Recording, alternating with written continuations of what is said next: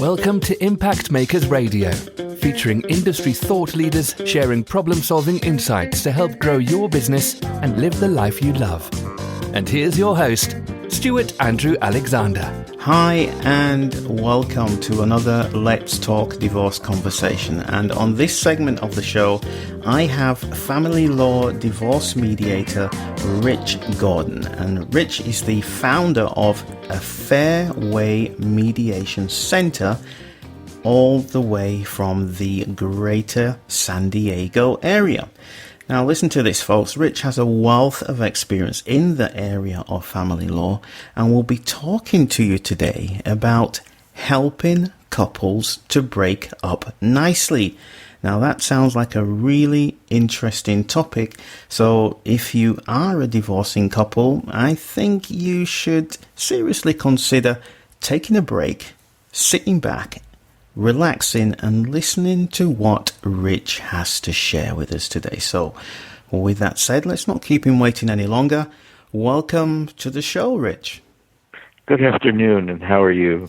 I am great, Rich. Everything is looking good on my side, and we're really excited about having you on the show. So thank you for taking the time out of your busy day. Oh, it's my pleasure. You are so welcome. With that said then, Rich, can you briefly describe the kinds of people that you serve, the ones that you help, and the various types of situations that they find themselves in when they come to you for your assistance? We help people all across the spectrum. We help gay and straight couples who are going through the process, gay couples in particular, because not everybody is truly out, as described by Barry Manilow yesterday, who kept his secret for many, many years. So we help same-sex couples. We help, because of San Diego's location, we help lots and lots of couples in the military. And some people in the military do not necessarily need to be here for the negotiations, because we do a lot by long distance mediation. So people can use Skype or phone or however we can all be working together. In fact, this morning I was helping a SEAL who is in Afghanistan deal with his wife, who is here living on the water in San Diego and negotiating that way. Why mediation works is because instead of each party having a lawyer and warring factions, people work together and they get to yes much more quickly when they can communicate with me, through me, to resolve the issues that need to be settled in a divorce situation.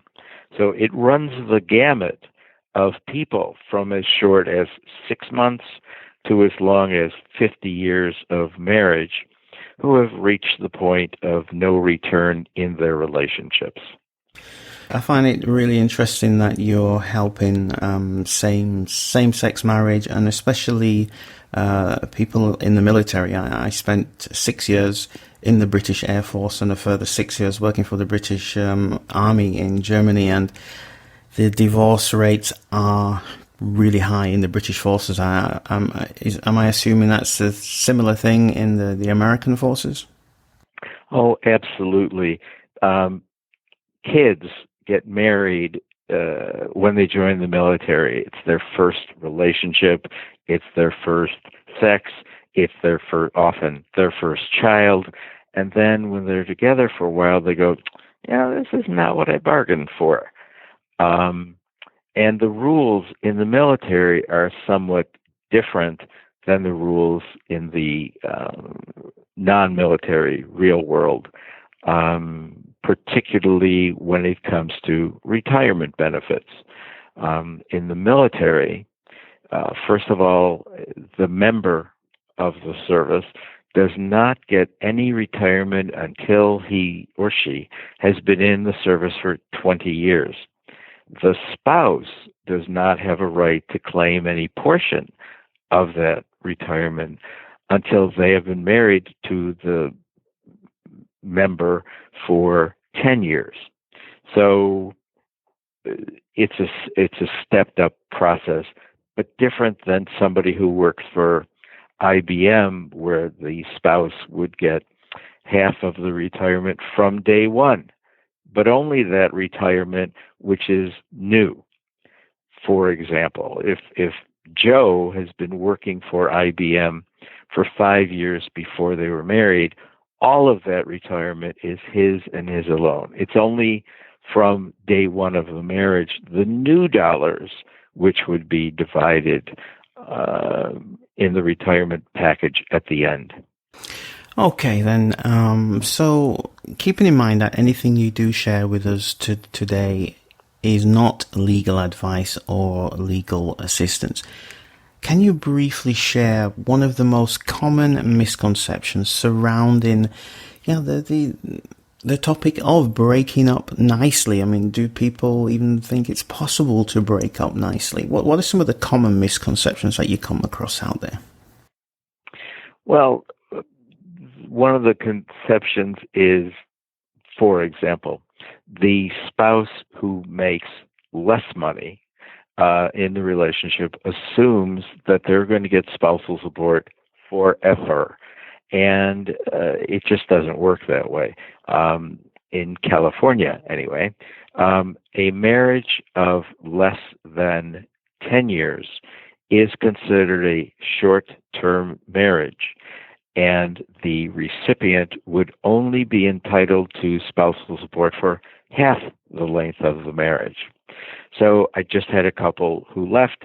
They have been together 18 years, but they've only been married for 9 years. So she's really only going to get spousal support for 4.5 of those years. The time they live together does not count towards the ultimate spousal support award. The other thing people assume is that they will share everything that the other spouse had. As I alluded to earlier, it's only new dollars, new property that came into existence.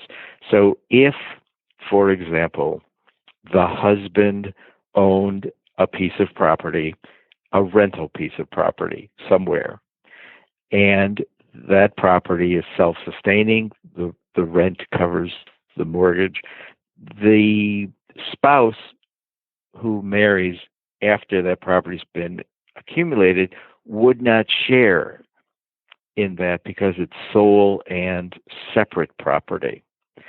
That's complicated, but not everything is on the table. As far as breaking up nicely, some people do not want to share with the world their assets and liabilities. So by coming to mediation, the financial disclosure statements that are required by the court would not have to be submitted to the court. No one would be able to see what the asset base is, and I do not disclose any information to anybody other than the parties to the individual suit. Okay, so based on what you just shared with us, Rich, and keeping your client's confidentiality in mind, can you share an example of how you've helped somebody to overcome those challenges, those misconceptions, and what kind of transformational results you were able to gain for them? In our sessions, we always work together. That is, each of the parties to the divorce is a full participant in any and all negotiations. We try to have both parties either on the Skype call or in the office at the same time, so they are hearing the same information. So it is direct and shared equally. By doing it that way, revelations happen, epiphanies happen, aha moments happen, so that the party who assumes they're going to get more than they are will be given case law to show why the state of California does what it does for them, and they then will understand why the award for child support, spousal support, or the division of assets is what it is. We also educate and stress that when one of the parties gets a retirement account, a portion of an IRA, a portion of a 401k, a portion of a military retirement, when they get the money, it is normally rolled over through a document called a Qualified Domestic Relations Order, Quadro. And when that money is rolled over, it is deferred money. So no taxes have been paid on it. If one of the parties is less than 59.5 and they receive the money, if they dip into that fund, there will be a 10% penalty plus ordinary taxes on the money that they take. It is not tax-free. It is not free money. And you have to be careful when you plan on your retirement or the use of the funds that you're not going to be confronted by a huge tax consequence. We spend a lot of time educating the parties on how to use the money going forward, because it's not an endless supply of money. Keeping all of that in mind then, Rich, today's topic is helping couples to break up nicely. So for those divorcing couples wanting to know more about that specific topic, what's one of the most common but unknown pitfalls that you'd like them to be aware of? The biggest pitfall is making sure there is full disclosure from each party. If you have something that was accumulated while you're together, you must disclose it. The classic California case is a woman won the lottery, California lottery, for $25 million. But she didn't disclose it to her husband. Instead of going home and saying, "Hey, honey, we're rich," instead she sued him for divorce. She served him divorce papers. In her financial disclosure statement, she failed or refused to put that amount down. Well, when the divorce was finalized, she turned in her ticket, and lo and behold, it was in the local newspaper, and her husband saw that she had won $25 million, and he said, "Hey, you won that during our community property period. I'm entitled to, and I want half of that winnings." And she says, "No, I'm going to keep it all." So he took her to court and said, "Your Honor, I would like half of those winnings." And the judge said, "Well, sir, I'm really sorry to tell you this. You don't get half, but because she committed fraud, you get it all." So he wound up with the $25 million, and she wound up with egg on her face. It is important. It is crucial. It is absolutely elementary that there must be full disclosure of everything. The only things that are not community are gifts or inheritances that one of the parties might have received. So full disclosure is the basis of any fair marital settlement agreement. Mm-hmm. And inevitably you will get found out, right, if you do try to hide something. Yeah, the truth will set you free. Yeah, always. So, listen, Rich, you've shared a lot of great information so far, and I'm sure that anybody tuning in right now will want to know a little bit more about you. So if you could just briefly share some information about your background, and especially in terms of your education and your experience as it relates to the topic of family law. Sure. Well, my background is I went to the University of Kansas, undergraduate school, Rutgers, graduate school in urban planning, and then back to Kansas for law school, where I really found an affinity for family law. And I graduated law school in '73 and started practicing soon thereafter. I became a full-time divorce mediator in the early '90s when I relocated to San Diego, and it's my 24/7 life to be a divorce mediator. I am not an advocate. I don't really believe in advocacy in most divorce situations because if the parties can sit at the same table, they can come up with an appropriate marital settlement agreement.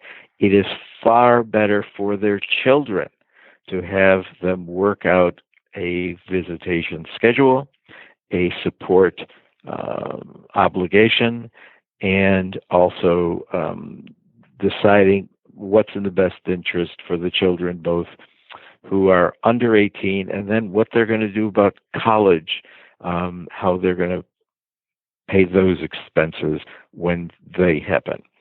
I'm located in downtown San Diego, and people come from actually all over the country to have us help them with their divorce from whatever jurisdiction they reside. So, Rich, I'd like you to picture the kinds of divorcing couples who come to you. So those same-sex marriage couples, the military couples, or any other kind of divorcing couples. And they're wanting to, dig a little bit deeper into their options of breaking their marriage up in the most amicable way possible. So with that in mind, what final thoughts would you like to impart before we find out how to connect with you? Well, the first thing is, are you really sure that it's a divorce you want? All marriages have ups and downs. Some marriages have more ups and downs than others, but they don't necessarily need to or want to divorce. So a big part of our first session is making sure that this just isn't a hiccup that they're going through, and they should go to therapy to work out their divorce issues. But if they're both sure that it's time to resolve, then we break it up into, if there are children, dealing with those issues which are strictly and uniquely tied to the children. Then talking about the division of assets. Will one party buy the other out of the marital residence? Will the residence have to be sold? Then how to deal with the division of retirement accounts. If each of them has an account, how will we come up to an equalizing figure, and how will that money be transferred to the other? So it's a complete, if you will, package. Neither party will have to step foot into a courthouse. All of the paperwork is submitted by us, but no one's going to question it. No one's going to look over your shoulder. It's what the parties agree that matters most. My job is to be the fulcrum of the teeter-totter to keep the assets balanced between the two. So, Rich, if there is somebody out there who finds himself in the unfortunate position of a divorce procedure and they're wanting to know more about breaking up more amicably in a nice way, as you put it, how can they connect with you? Where would they find you, Rich? First, I would urge them to look at my website, because there's a wealth of information about me and about the divorce process. The website is afairway.com. The letter A, the word fair, the word way.com. Then, by all means, please call at 619-702-9174, and we'll return your call certainly within the day, so that you can ask any and all questions you might have about the divorce process, about the impact on you, and how you can prepare for what you're going to need to discuss with your spouse. Excellent. Ladies and gentlemen, that is all we have time for today. So again, that was Rich Gordon. Thank you so much, Rich, for sharing so generously with us today. You certainly have demonstrated that you are a true educator for your client success. So a big, big thank you to you. Thank you so much for having me, and have a great day. You too, and you are so welcome. And I'd also like to say a big thank you to you, the listener, for joining us on this insightful and informative conversation with one of the leading family law divorce mediators in the greater San Diego area. Make sure you do check him out. Give him a call. Send him an email. I'm sure you're going to be in a great place just starting off with Rich Gordon.